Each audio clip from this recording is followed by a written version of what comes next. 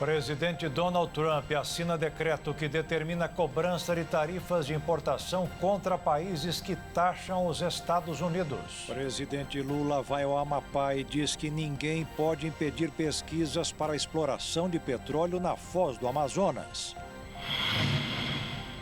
Operação da Polícia Federal mira esquema de cobrança de 6% na venda de emendas parlamentares. Ex-policial bolsonarista que matou o tesoureiro do PT há 2 anos foi condenado a 20 anos de prisão em regime fechado. Crime organizado fatura quase 140 bilhões de reais no Brasil com cigarro, bebidas e combustíveis.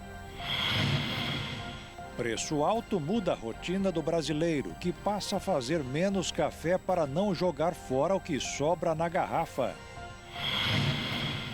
Manobra de piloto evita choque no aeroporto Santos Dumont, no Rio de Janeiro, mas nos Estados Unidos, jato da Marinha caiu no mar.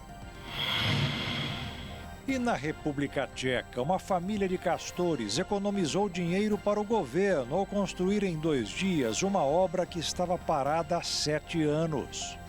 É agora no Jornal das 22.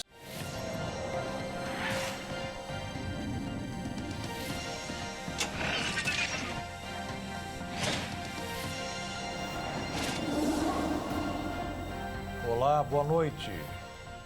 Começou hoje uma caça à venda de emendas parlamentares. O dinheiro liberado passava de mão em troca de uma porcentagem de 6%.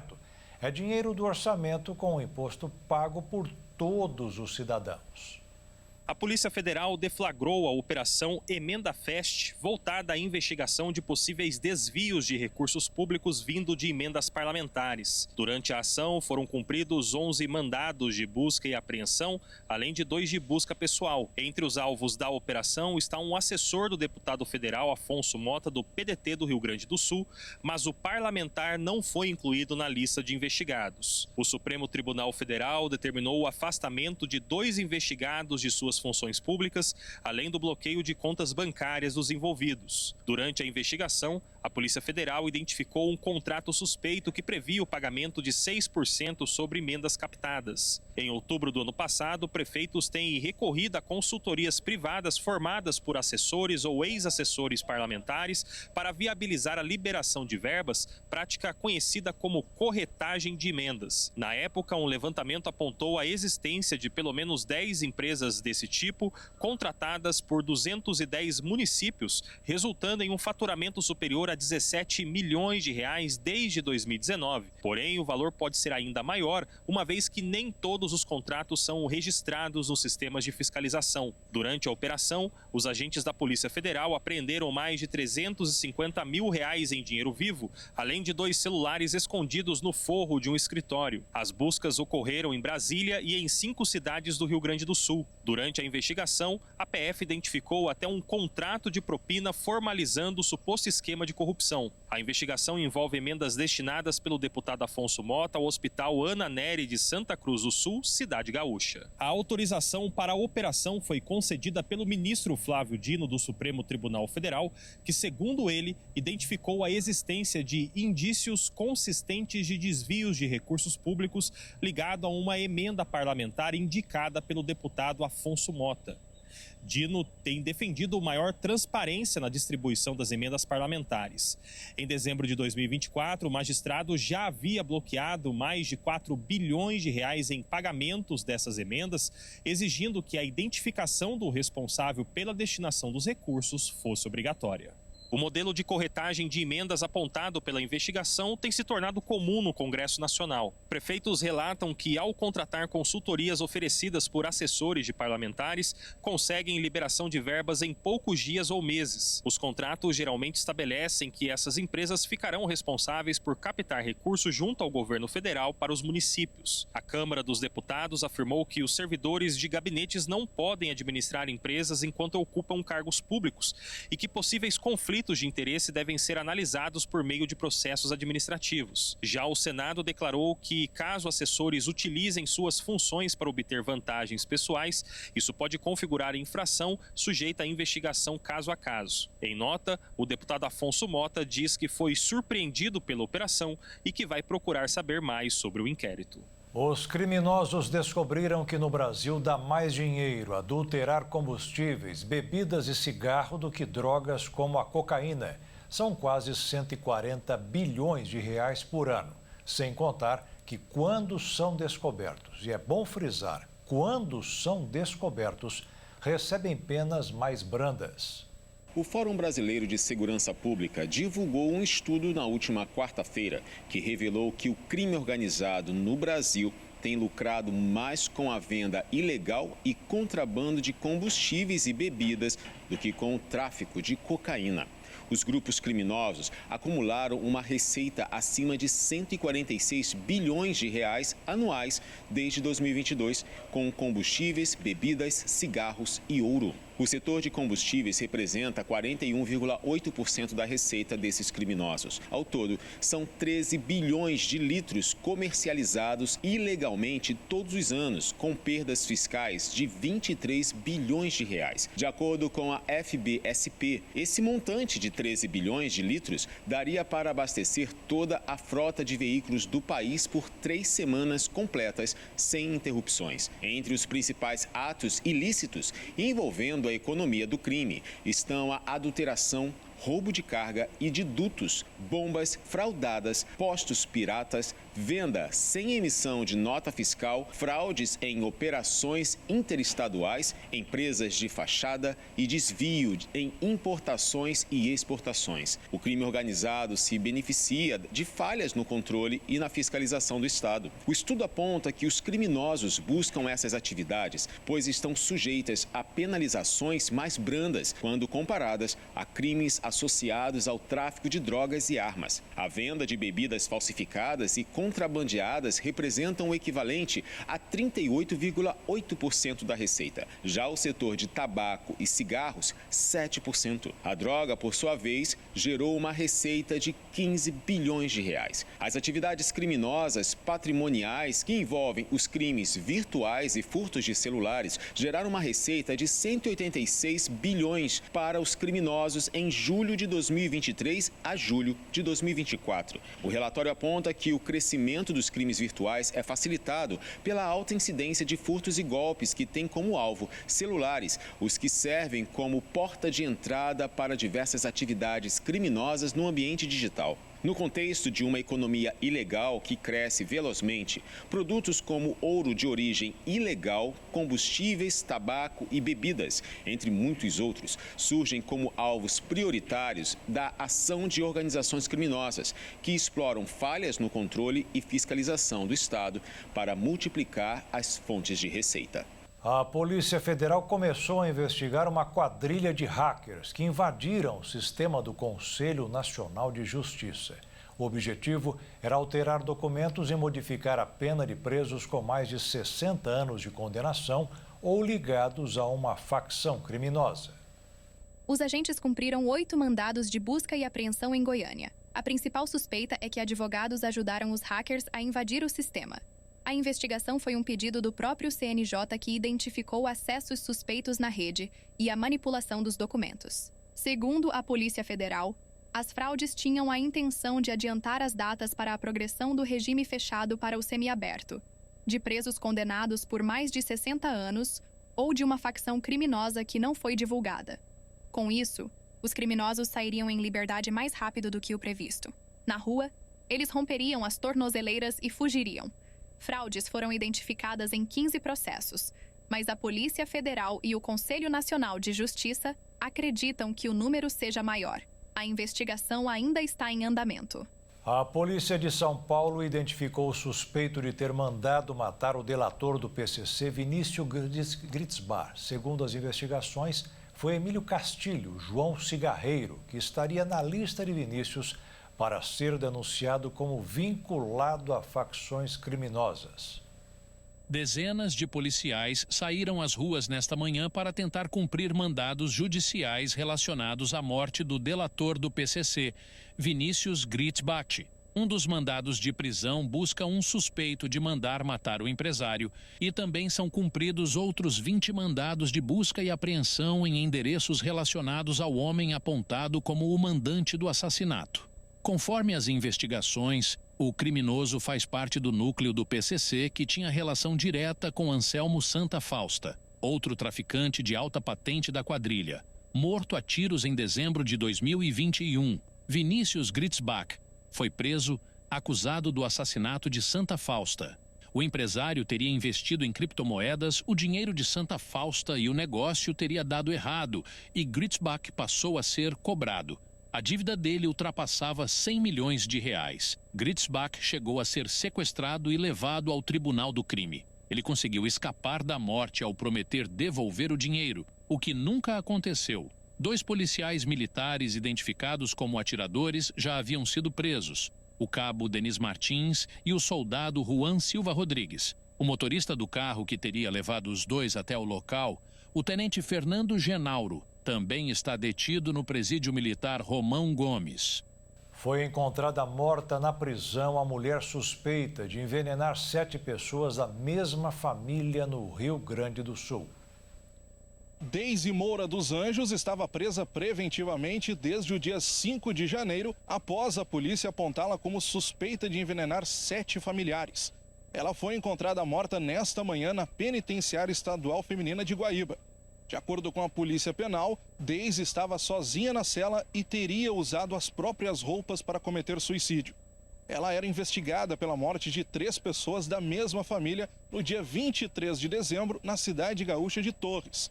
De acordo com as investigações, a mulher teria envenenado a farinha que a sogra, sem saber, utilizou para fazer um bolo que foi consumido pela família durante um café da tarde, às vésperas do Natal.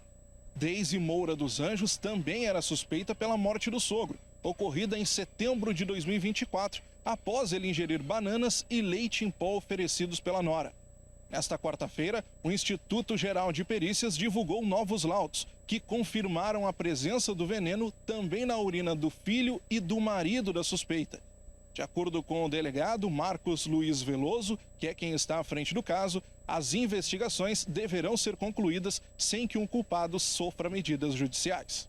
E veja a seguir, o presidente Lula vai ao Amapá e diz que ninguém pode impedir pesquisas para a exploração de petróleo na foz do Amazonas. E o preço alto muda a rotina do brasileiro, que passa a fazer menos café para não jogar fora o que sobra na garrafa.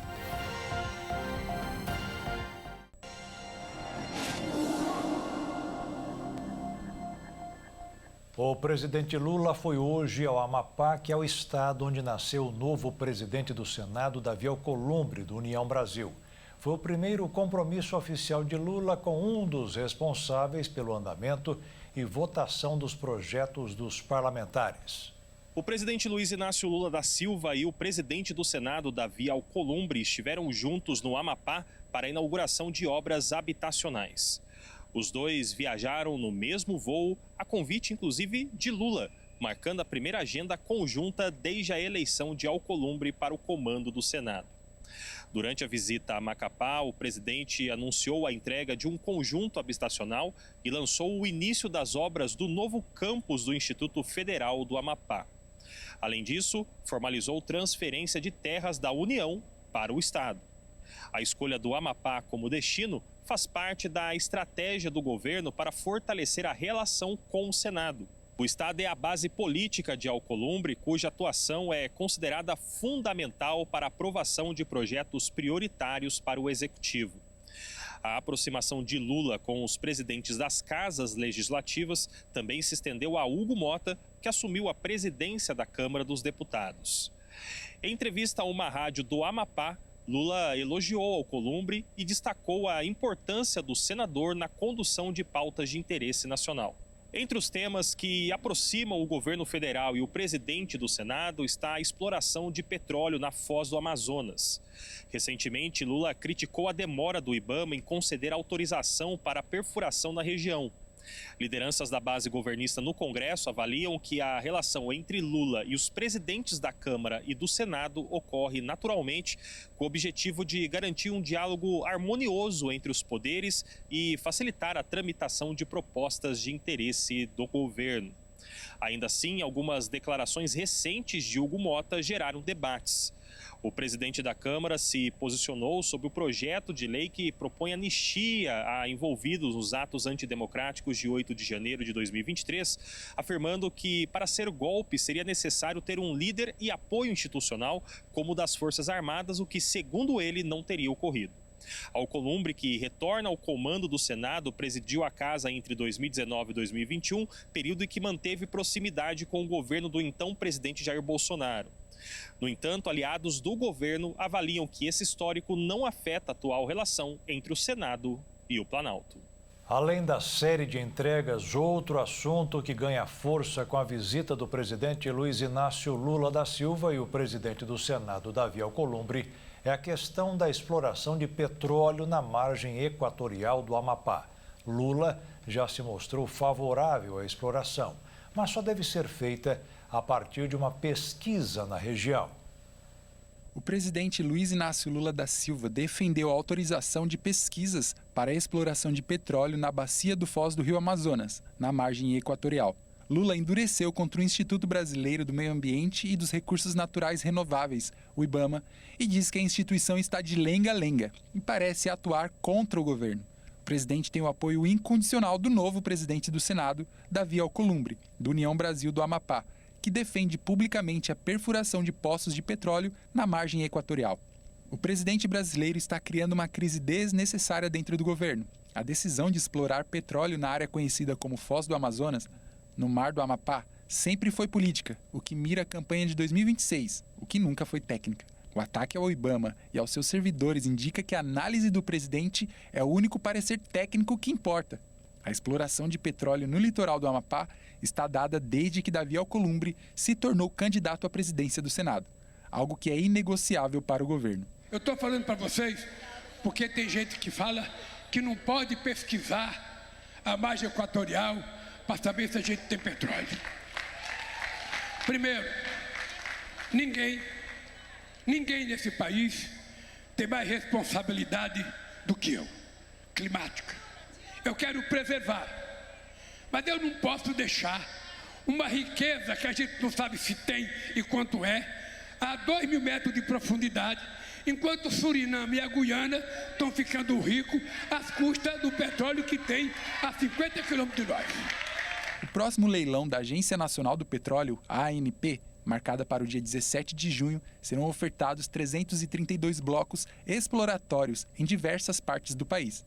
Mas desse total, 145 áreas têm documentação do Ministério de Minas e Energia. Mas o leilão dos blocos pode acabar na Justiça. A ministra Marina Silva, do Meio Ambiente, foi muito criticada por ser contra a exploração de petróleo na bacia da Foz do Amazonas. Das 65 áreas que estão localizadas na margem equatorial, no litoral entre os estados do Amapá e do Rio Grande do Norte, 47 estão na Foz do Amazonas, onde a Petrobras ainda guarda aval do IBAMA para perfurar o primeiro poço exploratório na região. O leilão tem potencial de arrecadar 444 milhões de reais em bônus de assinatura, além de 3 bilhões e 200 milhões de reais em investimentos exploratórios. A ministra disse que o processo de licenciamento em estudo cabe ao IBAMA, de acordo com o que diz a lei no aspecto socioambiental.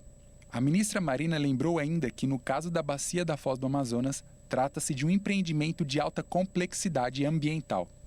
O ex-policial penal bolsonarista Jorge Guarunho foi condenado hoje a 20 anos de prisão. 2 anos atrás, ele matou o tesoureiro do PT no Paraná, Marcelo Arruda, no dia em que ele comemorava o aniversário. O ex-policial penal Jorge Guarunho foi condenado nesta quinta-feira a 20 anos de prisão por homicídio duplamente qualificado, com motivo torpe e perigo comum, pelo assassinato do tesoureiro do Partido dos Trabalhadores de Foz do Iguaçu, Marcelo Arruda. O julgamento aconteceu no Tribunal do Júri de Curitiba, 2 anos e meio após a morte de Arruda. Ele foi baleado por Guarunho enquanto comemorava seus 50 anos de idade em uma festa temática política do presidente Lula e do PT. O júri popular foi presidido pela juíza Michele Pacheco Sintra Stadler, que ressaltou que o suspeito utilizou arma da União para cometer o crime. Ela destacou também que a intolerância política que Guaranho demonstrou com as ações e que por conta disso foi promulgada a Lei contra a Intolerância Política na data do assassinato. 9 pessoas, entre testemunhas, informantes e peritos, foram ouvidas no julgamento. Por último, o réu foi interrogado e deu a versão dele dos fatos publicamente pela primeira vez. O crime aconteceu em 9 de julho de 2022, quando Jorge Guaranho invadiu a festa de aniversário de Marcelo Arruda e os dois discutiram. Cerca de 10 minutos depois, o policial penal voltou ao local, armado, e disparou contra Arruda, que foi socorrido, mas não resistiu aos ferimentos. As vendas do varejo fecharam ano passado em alta de 4,7%. O número divulgado hoje pelo IBGE não inclui os automóveis, material de construção e o atacado do setor alimentício. Quando estes setores são incluídos, a alta cai para 4,1%, apesar do resultado positivo no mês de dezembro. Quando acontece o comércio de Natal, as vendas caíram 0,1%. A grande expectativa hoje no mercado financeiro foi em relação às tarifas recíprocas do governo dos Estados Unidos. Mas, desta vez, a decisão do presidente Donald Trump não assustou tanto. O dólar terminou mais um dia em estabilidade, cotado a R$ 5,76. E a Bolsa de Valores de São Paulo subiu 0,38%, aos 124.850 pontos. Os clientes de diferentes bancos relataram problemas de instabilidade para realizar pagamentos pelo Pix, um modo de transferência instantânea. Mais de 4.000 relatos foram registrados em um site que monitora a instabilidade em aplicativos. Rapidamente, o Banco Central tomou as medidas necessárias para resolver o problema e os serviços foram normalizados. O preço do café está nas alturas e a consequência disso será a mudança do comportamento dos brasileiros em relação ao consumo da bebida. Muitos já estão usando a criatividade para não desperdiçar ou substituir o bom e velho café. A principal mudança deve ser no controle do desperdício. Há uma máxima entre executivos do setor de que o maior consumidor de café do Brasil é o ralo. Isso porque as famílias têm o hábito de preparar garrafas térmicas cheias pela manhã. À tarde, todo o líquido que sobrou vai pelo ralo, para então se preparar uma nova garrafa, que terá o mesmo destino. Isso ocorre porque, por aqui, o café era uma bebida historicamente muito barata. Por isso, não se preocupava tanto com o resto da bebida que iria ralo abaixo. Agora, a situação mudou. E o controle do desperdício deve ser a medida número 1 das famílias brasileiras. A própria indústria reconhece que isso deve ocorrer. Entende que, diante da alta de preços, é natural que haja um consumo mais consciente. Mas há quem tome medidas mais heterodoxas. A redução efetiva da ingestão da bebida é uma delas. Estatisticamente, o brasileiro consome quase 4 xícaras de café por dia, em média. Claro, isso considera a venda total de bebida. Ainda assim, é um consumo per capita significativo, maior do que nos Estados Unidos, por exemplo. Restringir o cafezinho a apenas uma xícara matinal e outra à tarde é, portanto, uma alternativa. Trocar de marca também pode se tornar mais comum. Em geral, o brasileiro é fiel ao seu cafezinho de sempre e tem uma marca de preferência. Diante da inflação, é comum acabar levando aquele que está mais em conta ou até em alguma promoção, ainda que não seja do seu fabricante preferido.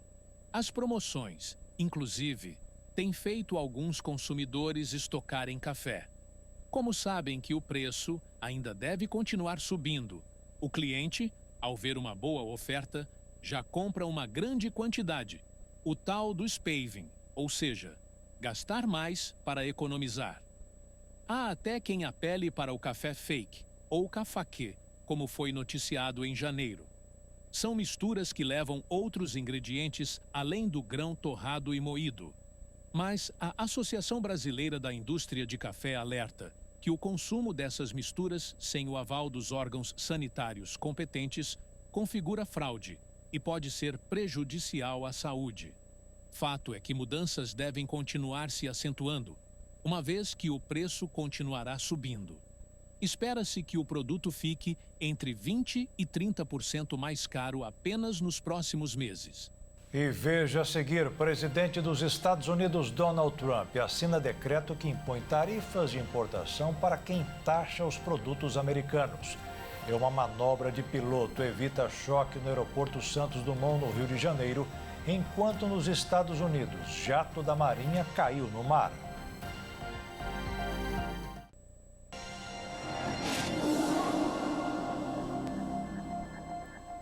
O presidente dos Estados Unidos, Donald Trump, assinou um memorando que determina a cobrança de tarifas recíprocas de países que cobram taxas de importação de produtos americanos. Depois de taxar o aço e o alumínio do Brasil, agora o presidente americano mira o etanol brasileiro. Nesta quinta, a Casa Branca anunciou que tem chamado de tarifas recíprocas. De acordo com a Casa Branca, as tarifas serão customizadas de acordo com cada caso, país a país, produto a produto, e por isso o início da cobrança não é imediato, mas acontecerá no tempo do presidente Donald Trump. Desde a campanha eleitoral, ele tem acusado os demais países de competição desleal e injusta em relação aos produtos americanos e tenta atrair indústrias de volta aos Estados Unidos ao impor tarifas de importação a produtos estrangeiros. O anúncio de hoje é mais um passo na guerra comercial que Donald Trump tem ameaçado outros países. Agora, parceiros como a União Europeia, Japão, Coreia do Sul e Índia, cujo primeiro-ministro, Narendra Modi, visitava a Casa Branca, também estão entre os alvos. Após assinar os planos para tarifas recíprocas abrangentes que pode atingir aliados e concorrentes em uma escalada dramática, o presidente americano criticou os aliados e rivais dos Estados Unidos. Além disso, faremos uma provisão para subsídios fornecidos pelos países, a fim de tirar vantagem econômica dos Estados Unidos, o que muitos países fazem, incluindo os nossos aliados. Os nossos aliados, em muitos casos, são piores do que os nossos inimigos. A proposta é nivelar as tarifas alfandegárias, o que representa um golpe para alguns países emergentes, como o Brasil ou a Tailândia, que impõem tarifas altas para proteger suas respectivas economias. No caso do Brasil, o presidente dos Estados Unidos colocou o etanol brasileiro na mira de sua agenda. O Brasil cobra das exportações de etanol dos Estados Unidos uma tarifa de 18%. Já os Estados Unidos, a tarifa sobre o etanol é de apenas de 2,5%. Os Estados Unidos importaram mais de 200 milhões de dólares em etanol do Brasil, enquanto os Estados Unidos exportaram apenas 52 milhões de dólares em etanol para o Brasil. O presidente dos Estados Unidos, Donald Trump, já impôs uma tarifa global de 10% sobre produtos chineses e chegou a assinar uma ordem executiva que impunha taxas de 25% aos vizinhos México e Canadá, mas desistiu de implementá-las apenas horas antes da entrada das tarifas em vigor. Ao anunciar medidas contra o aço e alumínio no início desta semana, além da China, Trump atingiu México, Canadá, Brasil e Argentina, todos parceiros comerciais importantes do país. O Senado dos Estados Unidos confirmou hoje a indicação do advogado Robert Kennedy Jr. como novo secretário da Saúde e Serviços Humanos do país. O sobrinho do falecido presidente Joe Kennedy é conhecido por ser um defensor do movimento anti-vacina. Em sua posse, Robert Kennedy Jr. prometeu enfrentar a epidemia de doenças crônicas e eliminar os supermercados de alimentos ultraprocessados. O Hamas voltou atrás. e vai devolver até sábado 3 reféns, como estava previsto no acordo de cessar-fogo com Israel. O grupo terrorista palestino tomou a decisão depois das ameaças do primeiro-ministro israelense. Após 2 dias que Israel ameaçou retomar a guerra na região, o Hamas prometeu dar continuidade à libertação dos reféns sequestrados no ataque de 7 de outubro de 2023, quando começou a guerra que continua até hoje. Na segunda-feira, o Hamas havia afirmado que suspenderia a libertação dos reféns.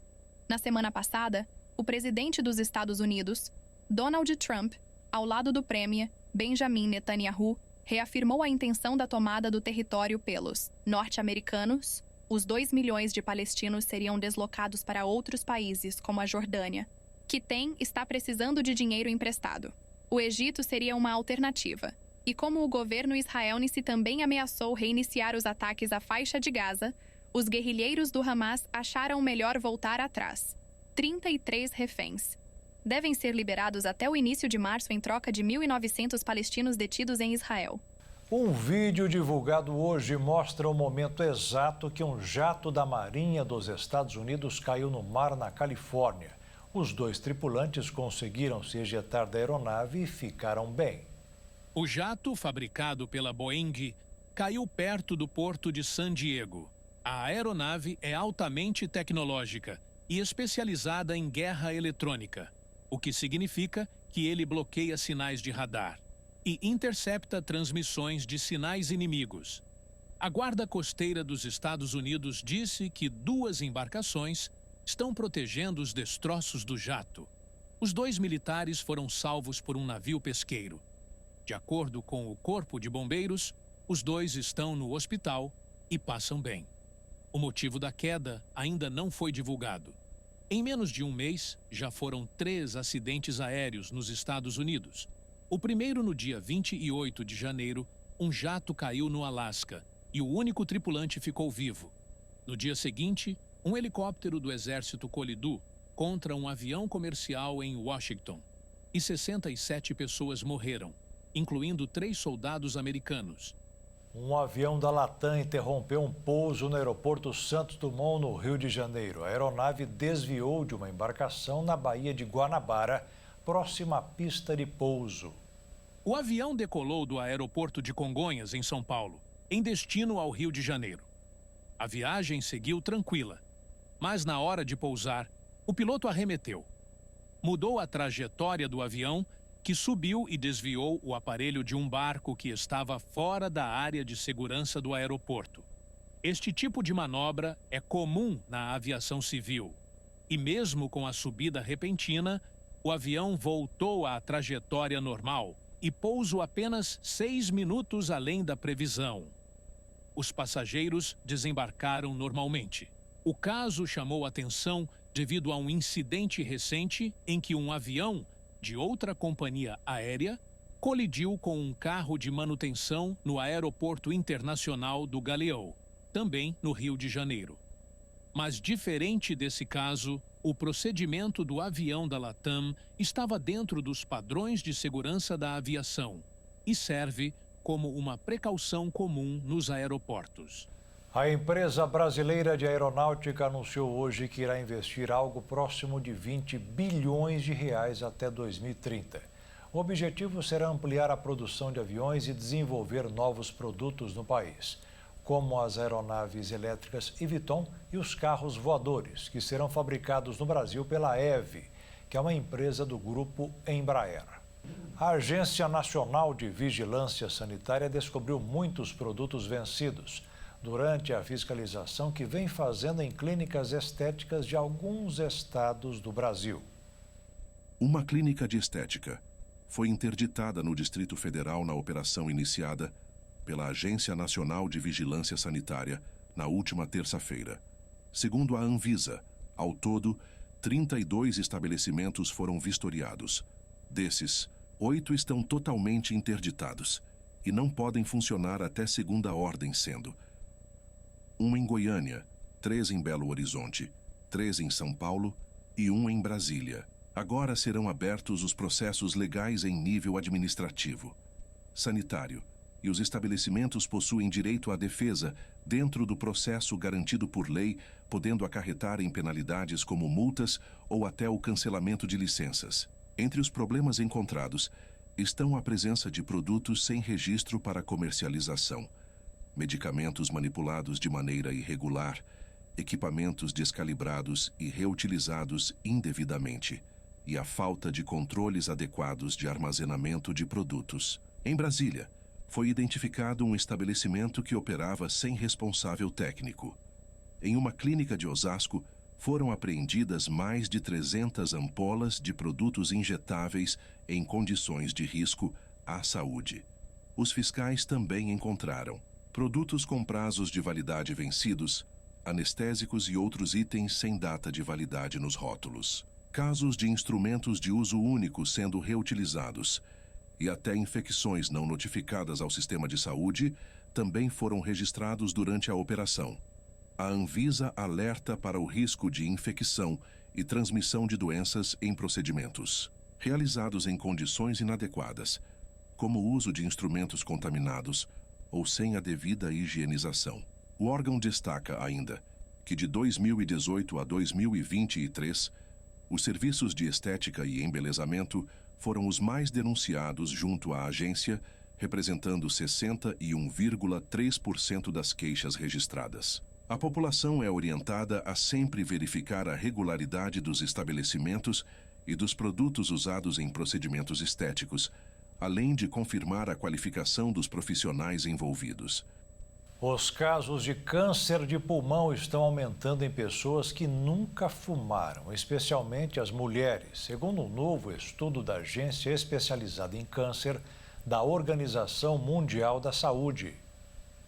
2.500.000 novos casos de câncer de pulmão foram diagnosticados em todo o mundo em 2022, um aumento de 300 mil desde 2020. O estudo sugere que fatores ambientais, especialmente a poluição do ar, assim como a predisposição genética e as respostas imunológicas, podem estar impulsionando esse aumento no câncer de pulmão, não relacionado ao tabagismo. Um dos fatores de riscos mais significativos para o câncer de pulmão em não fumantes são as mutações genéticas, especialmente no gene EGFR, que fornece instruções para a produção de uma proteína da superfície das células envolvidas no crescimento e na divisão. As mutações nesse gene levam à divisão celular descontrolada e ao crescimento do tumor. Elas são encontradas em 50% dos adenocarcinomas pulmonares em mulheres asiáticas não fumantes e em 19% dos casos em mulheres ocidentais não fumantes, em comparação com o percentual de 10 a 20% em homens não fumantes. Além da predisposição genética, as flutuações hormonais podem influenciar o crescimento de tumor em mulheres. Os receptores de estrogênio são encontrados no tecido pulmonar e estudos experimentais sugerem que o estrogênio promove o crescimento do tumor. Estudos mostram que mulheres que fazem terapia de reposição hormonal, o TRH, apresentam um risco menor de câncer de pulmão, em comparação com mulheres que não fazem o TRH, sugerindo que os ciclos naturais de estrogênio podem oferecer algum nível de proteção. Há muito tempo, a poluição do ar é reconhecida como um fator significativo no risco de câncer de pulmão, mas novas evidências sugerem que as mulheres podem ser particularmente vulneráveis. Estudos mostram que a anatomia e a função pulmonar das mulheres as tornam mais suscetíveis aos efeitos nocivos dos poluentes. Os pulmões das mulheres são menores que os dos homens, com vias aéreas mais estreitas, o que podem fazer com que mais partículas finas fiquem presas neles. E veja a seguir: calor forte faz o asfalto derreter em cidade de Santa Catarina. E na República Tcheca, uma família de castores economizou dinheiro para o governo ao construir em 2 dias uma obra que estava parada há 7 anos.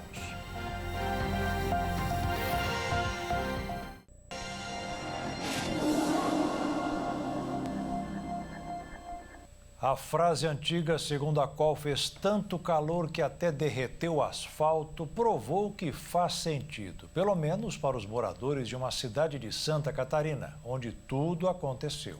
Significa que estava quente demais mesmo ou o asfalto é bem ruim? Não tem outro assunto nos últimos dias: o calor. As temperaturas estão cada vez mais altas na região sul do Brasil e já foram registrados níveis de 5 graus acima das marcas históricas para o mês de fevereiro. Está tão quente que na cidade de Maracajá, no sul catarinense, o asfalto chegou a derreter. Um vídeo lançado nas redes sociais mostra as marcas deixadas pelo solado de um morador ao pisar no local. O vídeo repercutiu dentro e fora de Santa Catarina e, em nota, a Prefeitura de Maracajá informou que o Corpo Técnico de Engenheiros do município, em conjunto com a empresa que realizou a obra em toda a extensão da avenida, está verificando o porquê do derretimento do asfalto. A avenida passou, inclusive, por uma revitalização recente, mas em março de 2023 foi iniciado um processo de recuperação da pavimentação asfáltica de toda a via. Maracajá foi uma das cidades mais quentes do estado nessa semana. De acordo com a Epagre-Ciran, órgão que monitora as condições do tempo em Santa Catarina, a região chegou a registrar 41 graus na última terça-feira, quando o flagrante foi feito. Nos últimos anos, os denominados eventos climáticos extremos, como estiagens severas, ondas de calor, tempestades, enchentes, têm devastado e causado perdas materiais, pessoais e danos irreversíveis. Com o detalhe é que passaram até a ser consideradas situações normais.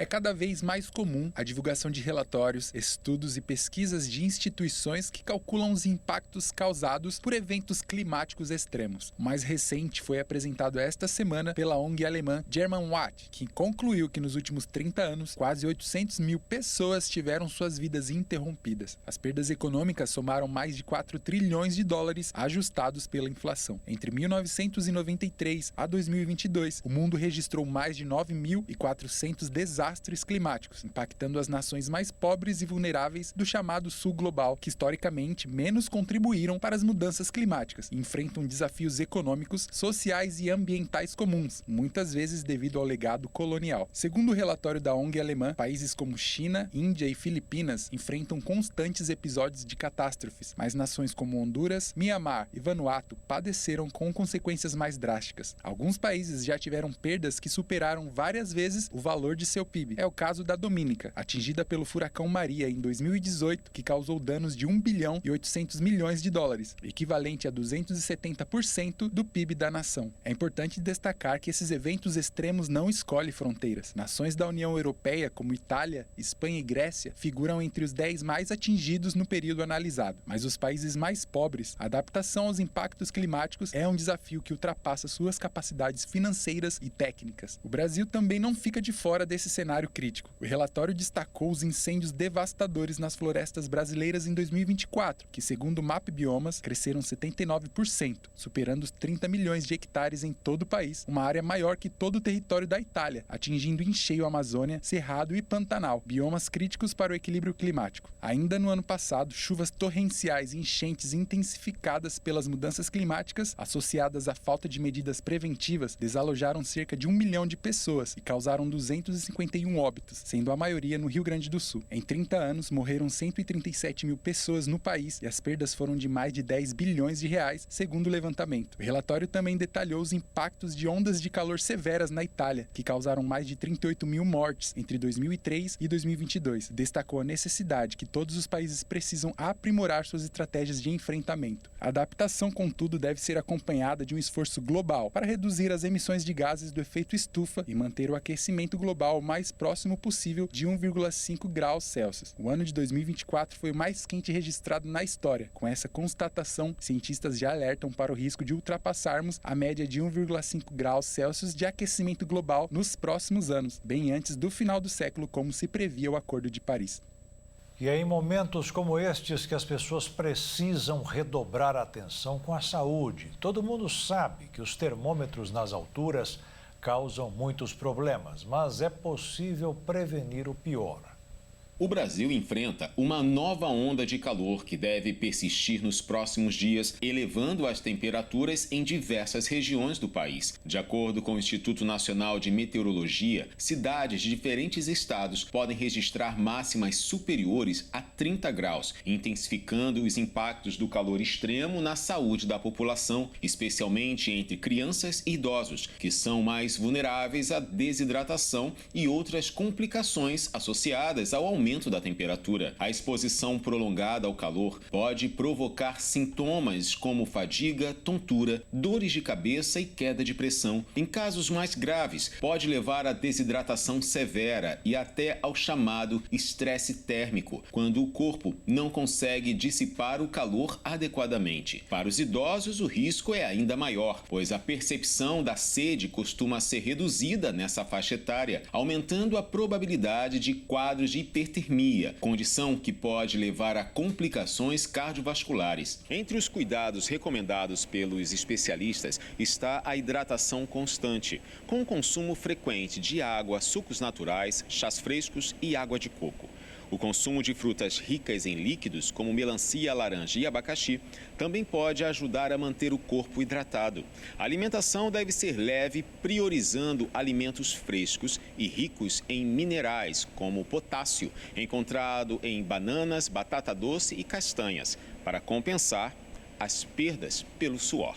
Outro ponto importante é a escolha das roupas. Tecidos leves e respiráveis, como algodão, ajudam a evitar dermatites e absorver melhor a transpiração. O uso de protetor solar é indispensável para minimizar os danos causados pela exposição ao sol, sendo necessária a reaplicação a cada 2 horas ou após transpiração excessiva. Bebês e crianças pequenas também demandam atenção redobrada, pois podem não demonstrar claramente os sinais de desconforto térmico. Irritabilidade, choro excessivo e redução na umidade das fraldas são indicativos de desidratação. Casos mais severos, o afundamento da moleira e a boca seca são sinais de alerta que exigem a oferta imediata de líquidos e, se necessário, a busca por atendimento médico. Evitar a prática de exercícios físicos ao ar livre entre 10 da manhã e 6 da tarde, período de maior intensidade do calor, também é essencial para reduzir os riscos de superaquecimento do corpo. Além disso, banhos frequentes ajudam a refrescar, mas devem ser feitos com cuidado em bebês e idosos para evitar ressecamento da pele.